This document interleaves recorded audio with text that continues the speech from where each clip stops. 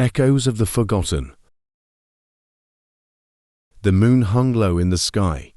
As I approached the imposing structure of the abandoned asylum, its crumbling facade loomed over me like a spectre of the past, a silent sentinel guarding the secrets that lay within its decaying walls.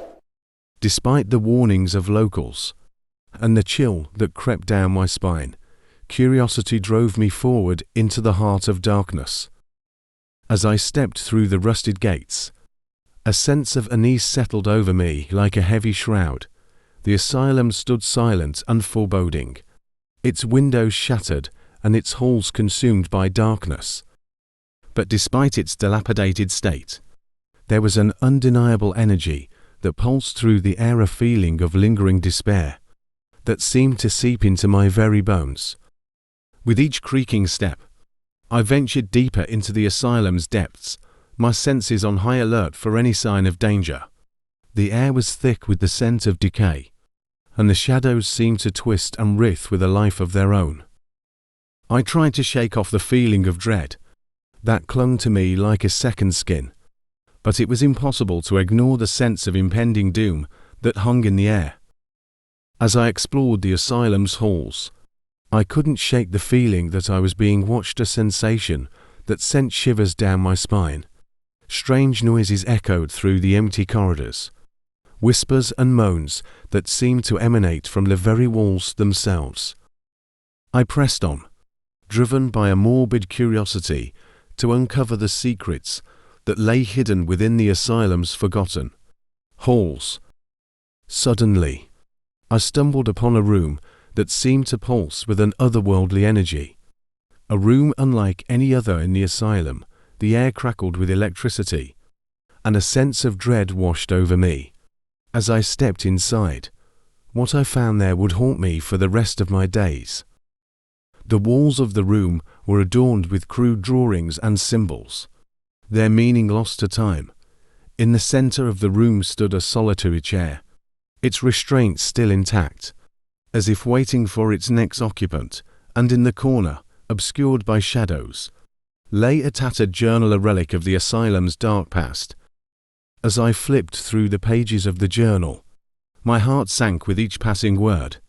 The entries spoke of unspeakable horrors, a litany of experimentation and cruelty that had taken place within the asylum's walls. Patients had been subjected to tortuous treatments, their screams echoing through the halls as their minds and bodies were torn apart. I recoiled in horror, unable to comprehend the depths of depravity that had occurred within these walls. But as I turned to leave, a sense of dread washed over me, a feeling that I was not alone in the room. I turned to face the shadows, my heart pounding in my chest as I braced myself for what was to come. And then, with a bone-chilling scream, the shadows erupted into life, a swirling mass of darkness that coalesced into a figure before me. It was a spectre of the past, a tortured soul trapped within the asylum's walls, its eyes burning with a fiery intensity that sent waves of terror coursing through my veins. With a desperate cry, I turned and fled, the echoes of the spectre's screams following me as I raced through the asylum's corridors. I could feel its presence at my heels, its malevolent energy threatening to consume me whole.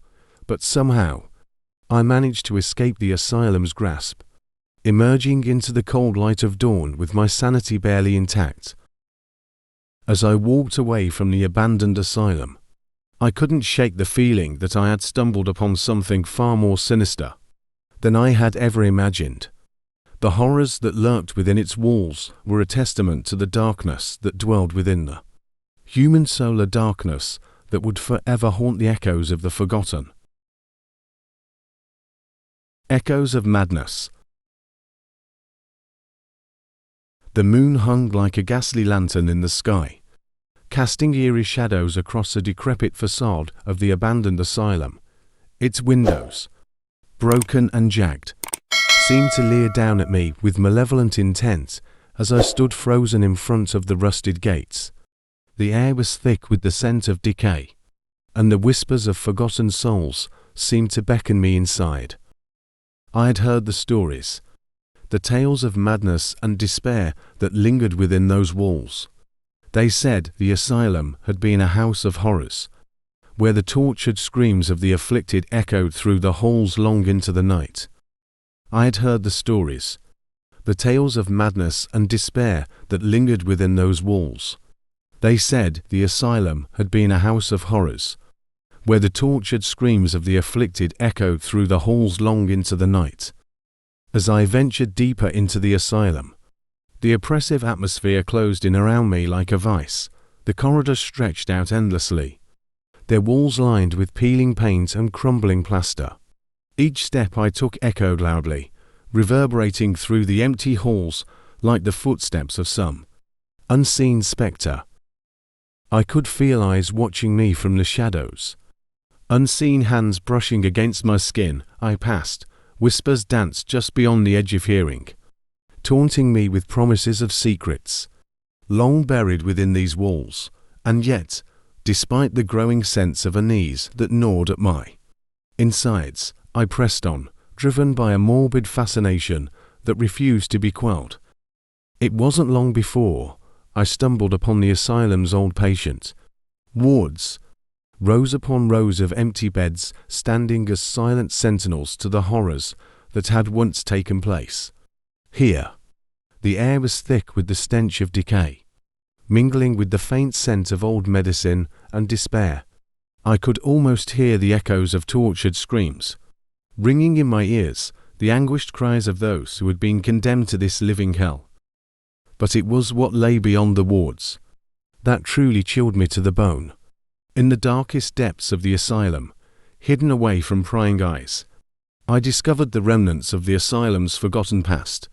Rooms filled with rusted instruments of torture, tables stained with the blood of countless victims, and cells so small and suffocating that even the bravest soul would tremble at the thought of being confined within.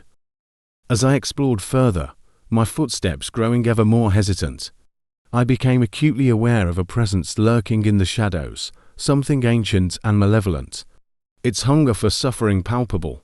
In the air, I could feel its gaze upon me, cold and calculating, as though it were daring me to delve deeper into its domain. But even as terror threatened to consume me whole, I could not tear myself away. The allure of the asylum's dark secrets was too strong, pulling me inexorably toward my own demise. And so, with trembling hands and a heart heavy with dread, I pressed on into the heart of darkness. It was there, in the bowels of the asylum, that I finally came face to face with the true horror that lay hidden within its walls. A creature of nightmares, born of pain and madness, its twisted form writhing and contorting in the darkness. Its eyes burned with a hunger that chilled me to the core, its voice a cacophony of whispers that echoed through the empty halls. In that moment, I knew that I had ventured too far, that I had stumbled upon something far beyond my comprehension, and as the creature lunged forward, its claws outstretched and dripping with malice, I could only scream as the darkness consumed me whole. And so, dear reader, heed my warning. For in the depths of the abandoned asylum, where the echoes of madness still linger, there are horrors beyond imagining waiting to claim their next victim. And once you step beyond the threshold, there can be no escape from the darkness that dwells within.